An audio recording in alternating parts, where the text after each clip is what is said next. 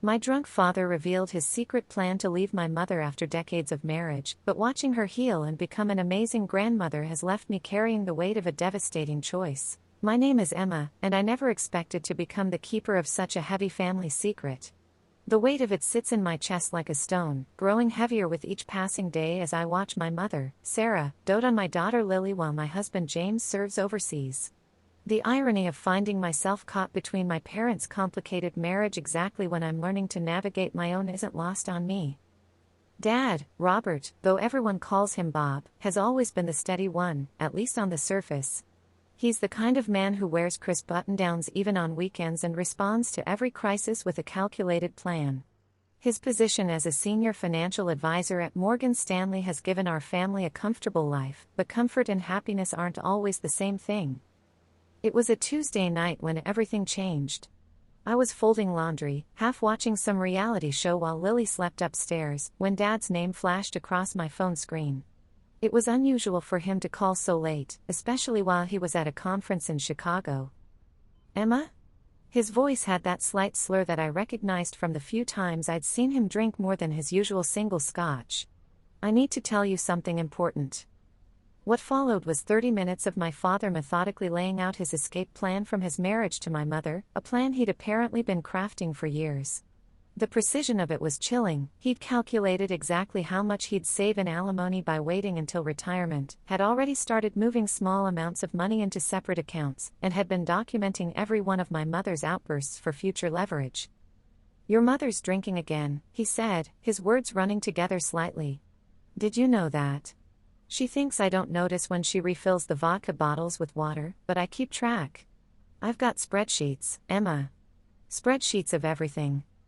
The mention of Mom's drinking brought back memories I'd rather forget. The night she threw a wine glass at the wall when I was 12, missing my head by inches. The time she showed up drunk to my high school graduation and started a fight with my dad's ex-wife, Monica, in the parking lot. The countless times Child Protective Services had shown up at our door, usually after one of Mom's episodes had left visible marks. After hanging up with Dad, I did what he suggested and called my sisters. First was Rachel, my older half-sister from Dad's first marriage to Monica. Rachel lives in Seattle now, as far from our family drama as she could get while staying in the continental U.S. "He's been calling you too?" I asked after explaining about Dad's drunken confession. "Every week like clockwork," Rachel confirmed. "He's got it all planned out." "Did he tell you about the private investigator he hired?" He hadn't, but apparently Dad had someone documenting Mom's every move, building a case for when he finally pulled the trigger on the divorce. The thought made me sick. My younger sister Megan's response was even more disturbing. She's still angry about the blow-up that happened last Christmas when Mom accused Megan's boyfriend Tyler of stealing her pain medication. It turned out Mom had taken them all herself and forgotten, but the damage was done. Megan hasn't spoken to Mom since, but she's become Dad's closest confidant in his exit strategy. "He deserves to get out," Megan insisted during our call. "After everything she's put us through, she doesn't deserve half his money. Did you know she maxed out his credit cards again last month? $3,000 at Nordstrom, and she tried to hide the bills. The thing is, I remember the mom who used to burn sage in every room of the house to clear out the bad energy. The one who taught me how to make her secret recipe chicken soup when I was sick, even though her hands were shaking so badly from withdrawal that she could barely hold the knife. The woman who endured things no child should ever experience, only to find herself a teenage mother married to a man twice her age. Now, watching her with Lily, I see glimpses of the mother she could have been if life had dealt her different cards.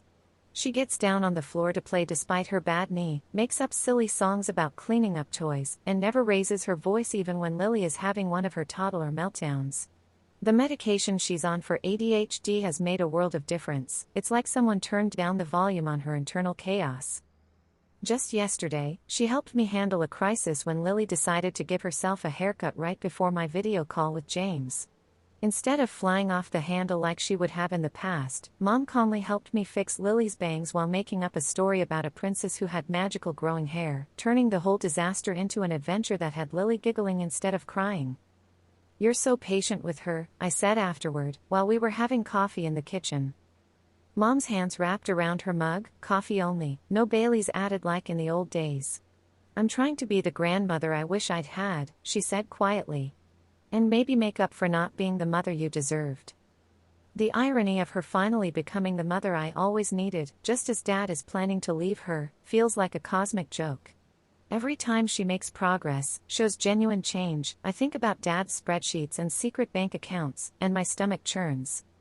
Last week, Dad called again, this time stone cold sober. I've got a meeting with a divorce attorney next month, he said. Just to explore my options. His voice had that same measured tone he used when explaining compound interest or investment strategies. I need you to keep this quiet, Emma. Your mother can't know until everything's in place. I found myself thinking about the day Mom taught me to drive. I was terrified of making a mistake, but she was surprisingly calm. Sometimes you have to trust your instincts, she'd said.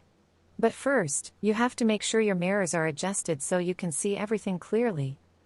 The question now is, what do I see when I look in all directions of this situation? Behind me is a childhood marked by trauma and fear, but also moments of fierce love.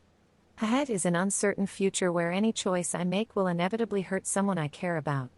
To my left is Dad, methodically planning his escape while maintaining his facade of the perfect husband. To my right is Mom, finally doing the work to become better, unaware that her world is about to implode. James always says that being a good soldier sometimes means making impossible choices. During our last video call, while Lily was napping, I tried to talk to him about it without breaking my father's confidence. What would you do, I asked, if you knew something that could either prevent or cause a disaster, depending on how you look at it? He adjusted his webcam, the desert sun harsh behind him. In the field, we have protocols for everything. But family's different. Sometimes the right thing to do isn't in any manual. The manual I wish existed would tell me exactly what to do with this knowledge. Should I warn Mom, giving her time to prepare but potentially sending her spiraling back into her old patterns? Should I confront Dad about the cruelty of waiting until Mom is finally healing to execute his escape plan? Should I try to mediate, to find some middle ground that might save what's left of our family? Meanwhile, life goes on with excruciating normalcy. Mom comes over 3 times a week to help with Lily. Dad calls every Sunday like clockwork, asking about his granddaughter and making small talk as if he isn't planning to blow up our entire family dynamic. Megan posts passive-aggressive quotes about toxic parents on Instagram. Rachel sends group texts about her upcoming wedding, carefully dancing around the question of whether Mom will be invited. Yesterday, Mom helped Lily plant sunflower seeds in little paper cups. Sometimes, she told my daughter, you have to be patient. You have to give things time to grow. She looked at me then, and I saw in her eyes all the years of growth and struggle, the medication bottles and therapy sessions, the small victories and devastating setbacks. I thought about Dad's spreadsheets, his careful calculations of alimony payments and retirement benefits.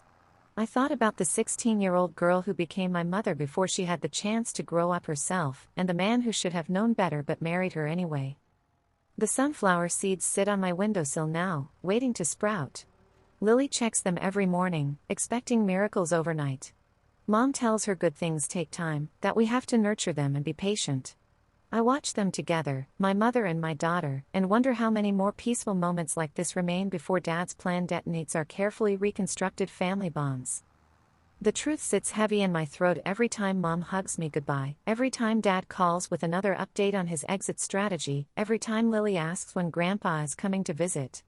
I've become the keeper of a time bomb, watching the seconds tick down while trying to decide if there's any way to defuse it without causing just as much damage as the explosion would. James will be home in 3 months. Sometimes I think about waiting until then, letting him help me shoulder this burden and make the impossible choice. But every time Dad calls with another detail of his plan, every time Mom makes progress in therapy, the weight of this secret threatens to crush me. Last night, after Mom went home and Lily was asleep, I sat down and made my own spreadsheet. Not of drinks consumed or money spent or anticipated alimony payments, but of the potential outcomes of every choice before me. Tell Mom. Don't tell Mom. Confront Dad. Stay silent. Arrange a family meeting. Let it all explode naturally. Every column ends in pain, every row in loss. There's no clean solution, no way to preserve everyone's dignity and happiness. The 16-year-old girl my mother was, the man my father chose to be, the angry woman she became, and the healing person she's trying to be, they all demand different kinds of justice, different forms of protection. Lily found one of Dad's old photos yesterday, from before I was born. In it, he and Mom are at some lake, her sitting on his shoulders, both of them laughing.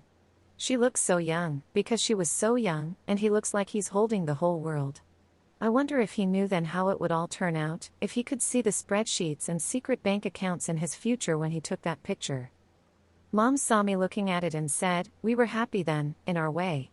She touched the photo gently, tracing her younger self's smile. "Sometimes I think if I'd gotten help sooner." She didn't finish the thought, but she didn't need to. The question remains, what do I do with this burden of knowledge? How do I protect my mother's fragile recovery while honoring my father's right to leave a marriage that has caused him so much pain? How do I shield my daughter from the fallout while teaching her about honesty and family loyalty? The sunflowers will bloom eventually, with or without our careful attention. The question is what else will have grown or withered by then, and whether I'll have made the right choice about this secret I never asked to keep.